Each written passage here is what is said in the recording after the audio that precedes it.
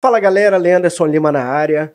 Vamos falar de alguns temas muito importantes para o nosso futebol aqui. Começando pelo Campeonato Brasileiro da Série D, já que a gente teve jogo entre Manaus e Manauara nesse final de semana. Vamos falar também sobre as eleições na Confederação Brasileira de Futebol.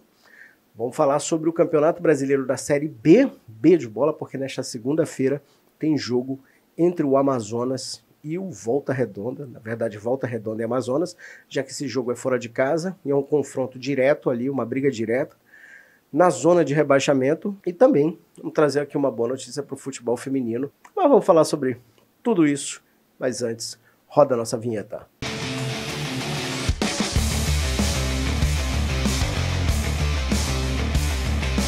Para você que está conhecendo agora o canal do Leanderson Lima, não esquece de fazer a sua inscrição. Ou para você que habitualmente confere o nosso canal, acompanha os nossos conteúdos, peço para você dar uma olhadinha aí, se você já está inscrito também no canal. É muito importante, valoriza demais o nosso trabalho e vai fazer a gente chegar muito mais longe. Não esquece também de deixar o teu comentário. Quero saber o que você pensa, né, do Campeonato Brasileiro da Série D, da B, dessa eleição famigerada aí na Confederação Brasileira de Futebol e muito mais. E compartilha também esse vídeo, deixa o joinha, mas no final de contas você já sabe como funciona toda essa cantilena. Vamos começar falando pelo Campeonato Brasileiro da Série D, gente. E uma coisa aqui que me deixa sinceramente aflito é saber que nem o Manauara, nem o Manaus dispararam na competição. Por exemplo, olhando rápido para a tabela do Campeonato Brasileiro da Série D, no grupo A1, quem está liderando nesse momento é a Tuna Lusa, o Manauara vindo na segunda posição com 9 pontos, Águia de Marabá na terceira posição com 9 pontos também, o Independência do Acre na quarta posição e o Manaus, pasmem, de novo, pelo segundo ano consecutivos aí, tendo dificuldade para se manter no G4 nesse momento, está fora do G4, está na quinta posição com 6 pontos, e se o campeonato terminasse hoje, o Manaus estaria eliminado na primeira fase, que é uma coisa chocante. No último sábado, dia 17 de maio, as duas equipes amazonenses se enfrentaram, o Manaus ficou no empate em 1-1 com o Manauara, né? O Manaus saiu na frente, o Manauara foi lá e empatou. E por que eu acho preocupante, gente? Se a gente for olhar, por exemplo, em termos de classificação para a próxima fase, é evidente que o Manauara não vai ter dificuldade para poder se classificar, tanto que ele está na segunda posição e tenho certeza que se classifica de uma forma muito tranquila. O Manaus, mesmo sofrendo, também acredito que ele consegue se classificar, consegue resolver esse problema e passar de fase. A única questão que eu assim vejo nesse momento com a campanha que tanto o Manauara quanto o Manaus estão fazendo é o seguinte: eles não mostram lastro, não mostram que estão realmente prontos, aptos aí a um acesso. E eu digo isso por quê? Porque a gente está numa fase regional, gente, uma fase aqui com equipes do norte. E nesse momento a gente sabe que o nível da competição nessa fase ainda é um nível muito leve, se a gente for comparar com o que essas equipes vão enfrentar a partir do mata-mata. E quando você olha nessa fase, teoricamente aqui, eu vou até essa fase mais fácil da competição, e você vê que nem o Manauara, nem o Manaus conseguem disparar, conseguem atropelar seus adversários, acende, pelo menos para mim, uma luzinha de alerta, uma luz ainda que é amarela, no sentido de que, se a gente não está conseguindo sobrar nessa primeira fase, tá na cara que a gente vai ter muita dificuldade nas próximas. E isso, sinceramente, deixa ali um ar de dúvida se realmente a gente vai ter um acesso esse ano no Campeonato Brasileiro da Série D. Eu, pessoalmente, tenho lá minhas dúvidas com o que essas duas equipes apresentaram até agora. Aí você vai dizer, então, Leanderson, então quer dizer que o Manaus não vai subir? Quer dizer que o Manauara não vai subir? Não é isso que eu estou dizendo. O que eu estou dizendo para vocês é que em outras circunstâncias, nos outros campeonatos onde nós tivemos acesso, neste momento, nessa fase da competição, as equipes estavam melhores. Estavam mostrando, como diz, mais preparo, estavam mostrando mais poder. Digamos que essa seria a palavra. Estavam mostrando muito mais poder, muito mais força. Isso não quer dizer que está tudo perdido, até porque ainda nessa competição, ainda nessa fase, a gente está apenas na 5ª rodada, tanto o Manaus quanto o Manauara podem melhorar muito. No caso, por exemplo, no Manaus, está com um treinador novo barra velho, porque é o Renatinho Potiguar do ano passado, é o primeiro jogo que ele faz, e ele já conquista esse empate, né? Ou, como diz, pelo menos nessa estreia não saiu com uma derrota, o que para ele é muito importante, mas está longe ainda, tanto o Manaus quanto o Manauara, de passarem aquele carimbo ali, aquele selo de que sim, são favoritos a um acesso. Não começam muito bem essa competição, mas vamos ver aí o decorrer, como é que ficam os próximos passos, tanto do Robozão quanto do Gavião do Norte. E agora vamos falar rapidinho aqui do futebol feminino. Uma notícia boa é porque o 3B da Amazônia conseguiu vencer por 2-1 o Juventude, jogo realizado no estádio Carlos Amit, e essa vitória aí pela 11ª rodada tirou o time amazonense da zona de rebaixamento.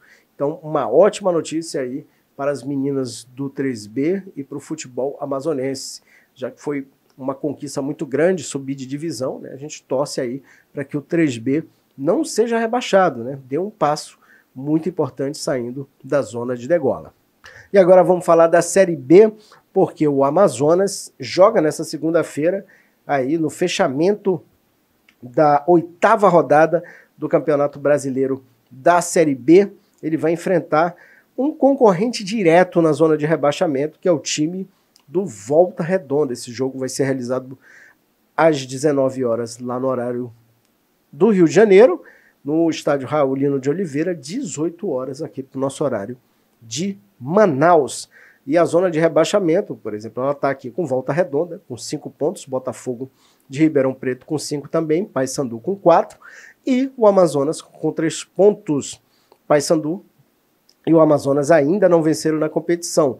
O Volta Redonda tem uma vitória, o Botafogo de Ribeirão Preto tem uma também. E é um jogo muito importante, o Amazonas precisa vencer o seu primeiro jogo para somar aí pontos. Ele não sai da zona de rebaixamento ainda nessa fase, se vencer essa partida, porém já começa a dar um passo muito importante para a sua recuperação. É claro que esse canal aqui está torcendo para o Amazonas vencer esse jogo, mas se por um acaso acontecer um novo empate ou até mesmo uma derrota, eu espero sinceramente que pelo menos dessa vez a gente tenha algum representante do Amazonas FC falando para a torcida. E eu digo isso porque no jogo passado, no jogo que o Amazonas acabou ficando no empate em casa, no jogo resgatando aqui contra o CRB, nem coletiva de imprensa a gente teve. E é aquela história, pessoal, eu penso que fica muito feio você não dar uma satisfação para os seus torcedores. Então eu espero, sinceramente, que independente do resultado do jogo dessa segunda-feira, alguém do Amazonas apareça para dar alguma explicação. E agora vamos falar das eleições na Confederação Brasileira de Futebol, porque como todo mundo está acompanhando aí, o Edinaldo Rodrigues foi afastado novamente por força de uma decisão judicial no Rio de Janeiro. Ele recorreu ao Supremo Tribunal Federal, como vem fazendo e vem obtendo decisões favoráveis e sempre pelas mãos, pela caneta do ministro Gilmar Mendes, e ele já recorreu ao Supremo, mas dessa vez o Gilmar Mendes pediu para ouvir todas as partes, que todo mundo se manifeste em até 5 dias. As eleições estão marcadas para o próximo domingo, e até aqui a gente tem o nome do Chamir Chaude, que é o presidente eleito ainda da Federação Roraimense de Futebol, o filho do presidente da Federação de Roraima, que comandou aí o futebol por anos e anos a fio. E sobre isso, pessoal, né, a gente tem aí também nessa composição de chapa o Ednailson Rosinha, presidente da FAF, como candidato a vice-presidente, e evidentemente que o Rosinha quer manter aquilo que ele ganhou na última eleição, né, que é a sua cadeira de vice-presidente da Confederação. Mas nesse cenário todo, independente da possível decisão aí que pode devolver o Edinaldo Rodrigues ou pela manutenção dessa eleição, eu, com o Chamichaldi, eu tenho uma coisa para dizer para vocês, gente, que é o seguinte: eu não creio, sinceramente falando, que a gente vai ter grandes mudanças no futebol brasileiro, ou mesmo na Confederação Brasileira de Futebol, porque começa pela essa questão dessa eleição ser do jeito que é formada. A gente tem uma disputa ali que não permite, né, um clube muito fechado, que permite o quê? Que essa decisão de quem vai ser o candidato, e às vezes até o candidato único, como a gente tem visto nos últimos anos, você tem ali um sistema totalmente fechado, um sistema totalmente blindado para que ninguém de fora possa se candidatar. Por exemplo, a gente viu isso com o próprio Ronaldo Nazário, que tentou ser candidato à presidência da Confederação Brasileira de Futebol e não teve nenhuma chance, não foi nem recebido. E também me preocupa, gente, o seguinte, né? Enquanto, sinceramente falando, a gente tiver as federações estaduais no comando dessa eleição, com um peso diferente no que diz respeito aos votos em relação aos clubes, nada vai mudar. A gente não vai ter mudança nenhuma, não tem essa esperança de que a gente vai ter mudanças realmente efetivas no futebol brasileiro. O quadro que se apresenta, a forma como essas eleições são feitas, tá muito bem descrito ali, que você tem um sistema que é feito para ninguém entrar, somente a galera do clube do Bolinha. Então, assim, vamos aguardar cenas dos próximos capítulos, mas sinceramente, já olhando de cara, não dá para ter muito ânimo com o futuro do futebol brasileiro. Espero que pelo menos, né, com a vinda aí do Ancelotti, já confirmada, tudo em contrato, tudo bonitinho, independente do presidente que a gente vai ter nesse ano ainda, ou no próximo ano, já para o comando da Confederação Brasileira de Futebol, espero que a gente possa fazer um grande trabalho e até, quem sabe, ganhar a Copa, porque no Brasil sempre foi assim, a gente sempre venceu, apesar de tudo que a gente tinha, né, no comando das confederações, das federações e etc e tal. É isso, galera, eu vou ficando por aqui, mas vamos que vamos, que como vocês sabem, aqui no nosso canal o futebol não para.